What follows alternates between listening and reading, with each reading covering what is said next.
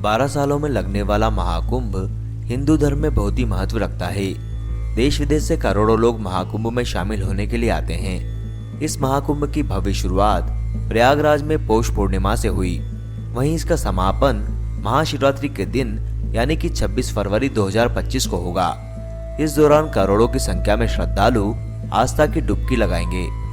महाकुंभ में सभी साधु संत और आमजन शामिल होते हैं, लेकिन नागा साधु हमेशा से ही कुंभ मेले में आकर्षण का केंद्र रहे हैं। इस बार भी महाकुंभ में लाखों की संख्या में अघोरी और नागा साधु आस्था की डुबकी लगाने पहुंचे हैं।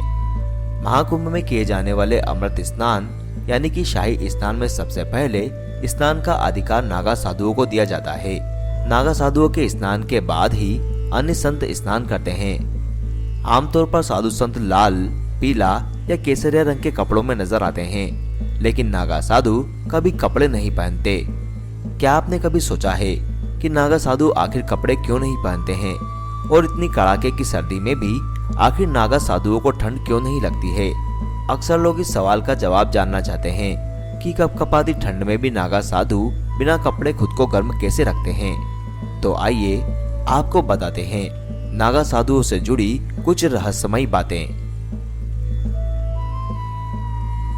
भारी संख्या में महाकुंभ मेले में शामिल होने वाले नागा साधु कपड़े नहीं पहनते हैं और कपकपाती ठंड में हमेशा नग्न रहते हैं। नागा साधु अपने शरीर पर धुनी या भस्म लपेट कर रहते हैं। नागा का अर्थ होता है नग्न। नागा साधु आजीवन नग्न ही रहते हैं और वे खुद को भगवान का दूत भी मानते हैं। नागा साधु वे होते हैं जो सांसारिक जीवन त्याग कर भगवान शिव की भक्ति में लीन हो जाते हैं। नागा साधु पूर्ण रूप से ब्रह्मचर्य का पालन करते हैं और सांसारिक सुखों से दूर हो जाते हैं। नागा साधु शिव जी के नाम पर तपस्या करते हैं और योग ध्यान में लीन रहते हैं। नागा साधुओं का मानना है कि व्यक्ति निर्वस्त्र ही दुनिया में आता है और यह अवस्था प्राकृतिक है। इसीलिए नागा साधु जीवन में कभी भी कपड़े नहीं पहनते और निर्वस्त्र रहते हैं। किसी व्यक्ति को नागा साधु बनने में 12 साल का समय लगता है। नागा पंथ में शामिल होने के लिए नागा साधु के बारे में महत्वपूर्ण जानकारी होना बेहद आवश्यक माना जाता है। कुंभ में अंतिम प्रण लेने के बाद लंगोट का त्याग कर दिया जाता है, जिसके बाद वे हमेशा निर्वस्त्र रहते हैं। नागा साधु दिन में सिर्फ एक बार ही भोजन करते हैं और वे भोजन भी भिक्षा मांगकर करते हैं।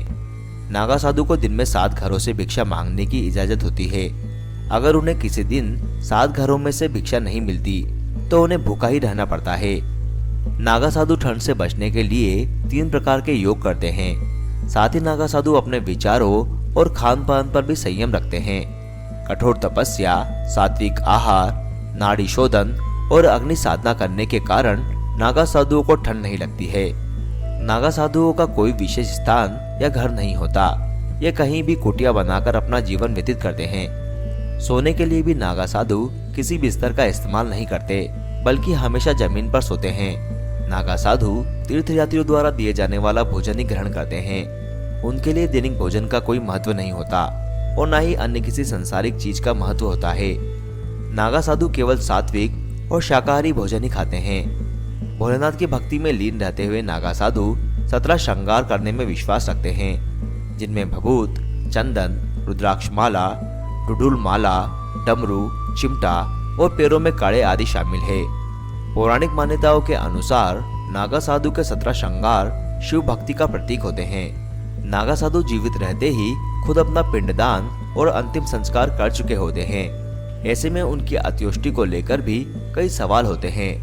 हिंदू धर्म के मुताबिक जन्म से लेकर मृत्यु तक संस्कारों का पालन किया जाता है और इनमें अंतिम संस्कार भी प्रमुख है।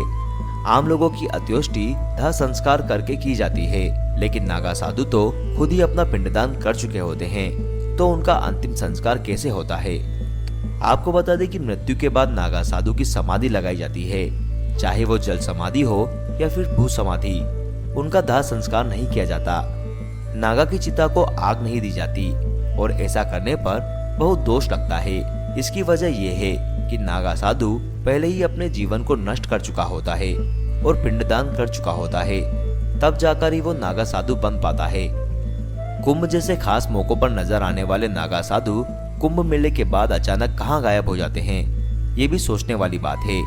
क्योंकि पवित्र नदियों या तीर्थों के अलावा शायद ही किसी अन्य जगह पर नागा साधु नजर आते हैं। नागा साधु कहाँ रहते हैं, क्या खाते हैं या कैसे अपना जीवन व्यतीत करते हैं, इसके बारे में आम लोगों को शायद ही कुछ पता हो। दरअसल इन नागा साधुओं की दुनिया काफी छिपी हुई और रहस्यमयी होती है। पूरे शरीर पर भस्म लपेटे हुए बड़ी बड़ी जटाएं रखे ईश्वर की भक्ति में मस्त रहने वाले नागा आमतौर पर पहाड़ों, जंगलों, गुफाओं या प्राचीन मंदिरों में रहते हैं। इनके रहने का ठिकाना ऐसी जगहों पर होता है जहां कम से कम लोग आते जाते हों। निर्वस्त्र रहने वाले ये नागा बाबा ज्यादातर तपस्या में लीन रहते हैं। भिक्षा मांगकर या जंगल पहाड़ों में मिलने वाले कंदमूल आदि खाकर ही वे अपना पेट भरते हैं। वे लंबे समय तक भूखे प्यासे रहते हैं। वे दुनिया के सामने आना पसंद नहीं करते हैं, इसलिए अपनी पैदल यात्राएं जंगलों के रास्ते करते हैं और अमूमन दिन के बजाय रात में यात्रा करना पसंद करते हैं। नागा साधु किसी भी तरह के आरामदायक चीजों का इस्तेमाल नहीं करते। वे जमीन पर सोते हैं और कठोर नियमों का पालन करते हैं। अपना ज्यादातर समय प्रभु की साधना में व्यतीत करते हैं। ये भी कहा जाता है कि उनके पास ऐसी रहस्यमय विद्या या ताकत होती है जिससे वे अपने साथियों द्वारा भेजे गए संदेशों को ग्रहण कर पाते हैं। और यही कारण है कि कुंभ या सिंहस्थ के आते ही लाखों की संख्या में अचानक नागा एक जगह पर एकत्रित हो जाते हैं।